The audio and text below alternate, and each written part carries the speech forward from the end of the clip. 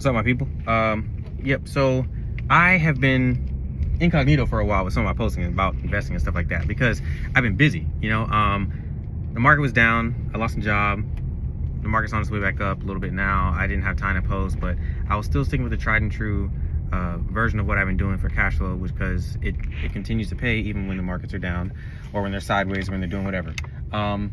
I've had people reach out and ask me sometimes, like, hey, Josh, like, you're into cash flow investing, these different funds that you can invest in to make money from. So like, what would you say I need to invest in? And I try to explain to people, it's not a blanket statement of just saying invest in this because that's gonna make you money, because it depends on what your goals are and how you're trying to make it. If you're trying to make it in a short term, if you're trying to do an options play, or if you're trying to hold in something for long term, or if you want to see something come in, immediately, or it's building up towards earnings, or I don't know, or you heard some news or something about a different fund or stock or industry that you have some insight that you think it may go in a certain direction over a period of time. So it's not as easy as just telling someone, hey, just invest in this because that's going to be good for you, because what's good for me, it may not be good for you. I look at different things that people purchase, and different funds or stocks or whatever we buy in life, it's a different price at a different time when you buy it. If you bought a house 5 years ago, you probably bought it for a great deal.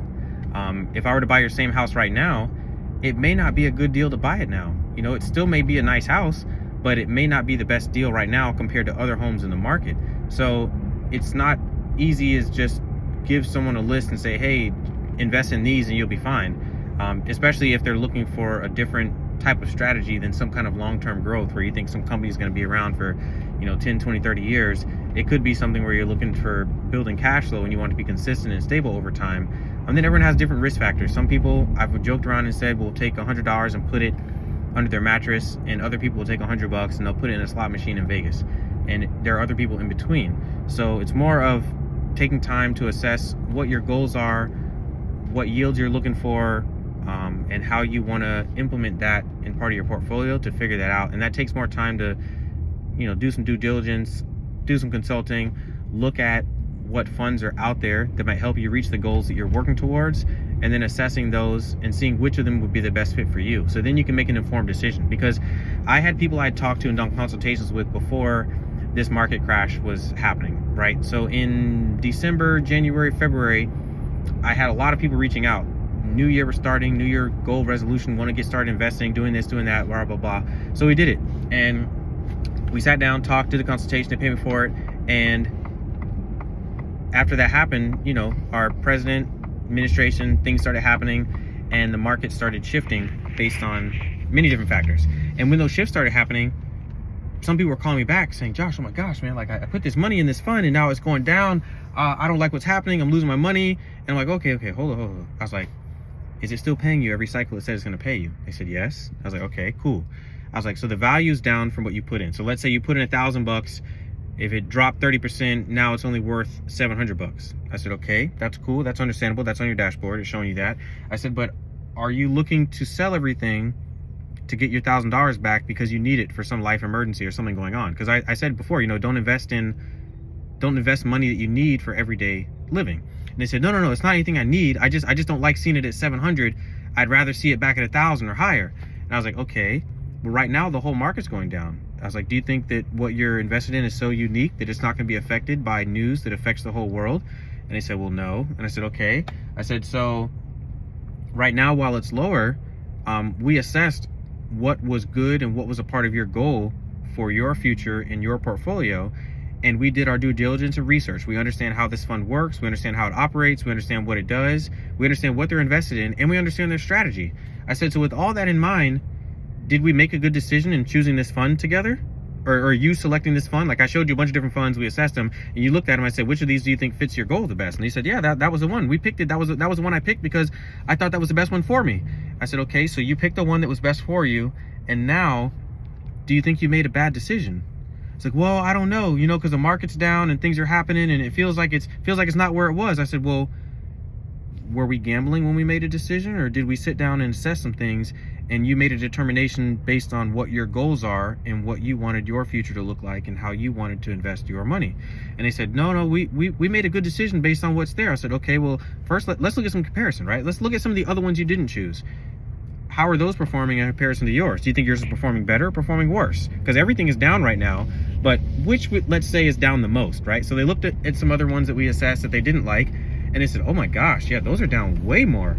I was like, okay, so even though we're all down right now, who's down the least? And he said, well, actually the one I picked is down the least. And I'm like, okay, so actually you're winning. You're actually beating everyone else because they went down, 40, 50%, and you've gone down 30%, just for this example. I don't remember what the exact numbers were.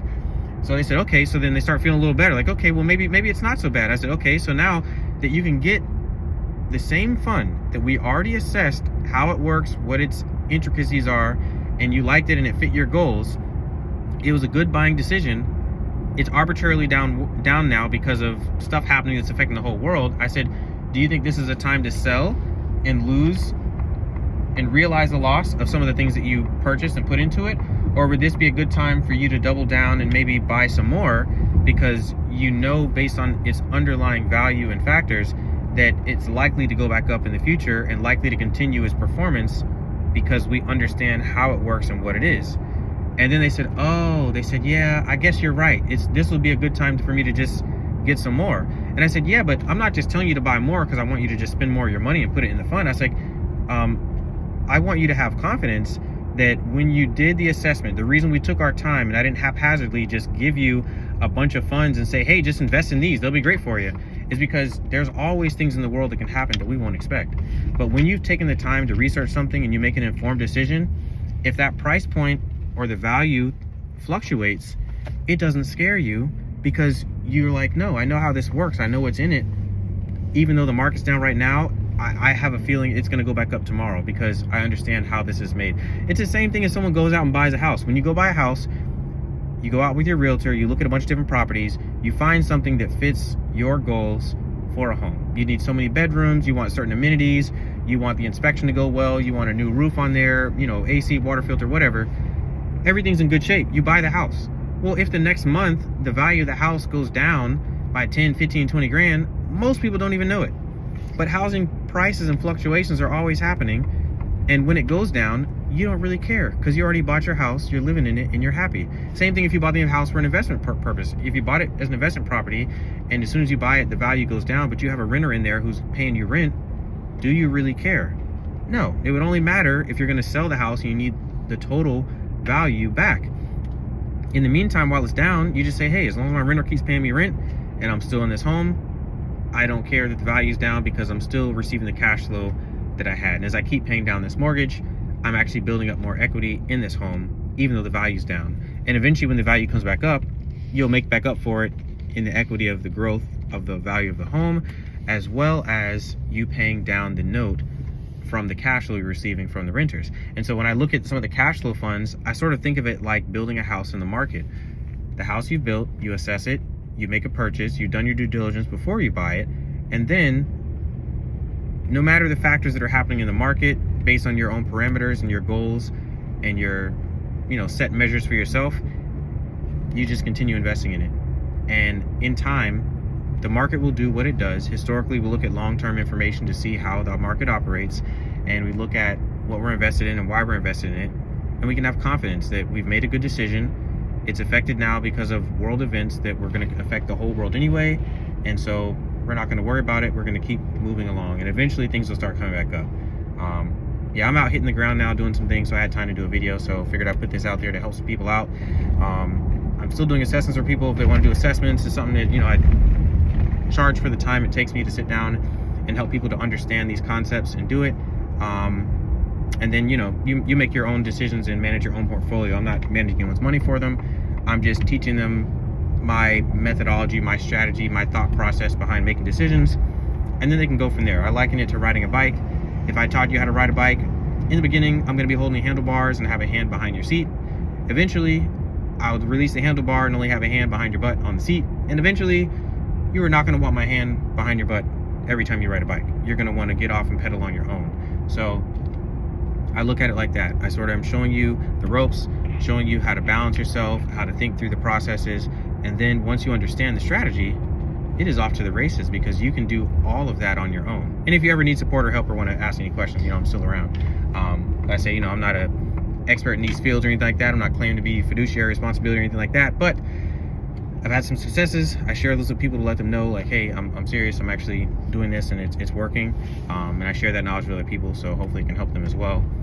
And, you know, there's always people out there that will need some of the help. There are some people that will grasp tidbits of what I've talked about even in this conversation. They'll go do their research and they'll do it on their own. They don't even need or want to have to pay someone to help them get up on the game for it.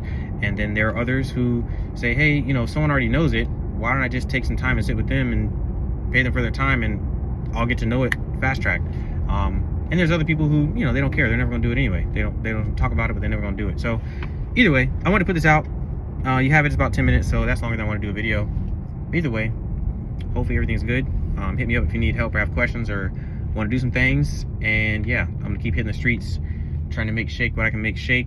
Yeah, more big things on the rise. I'm trying to do as much things as I can entrepreneurially. I don't think I want to go back to the type of role that I was in before with layoffs, so I'm gonna move along and keep it moving and try to keep this whole boat afloat.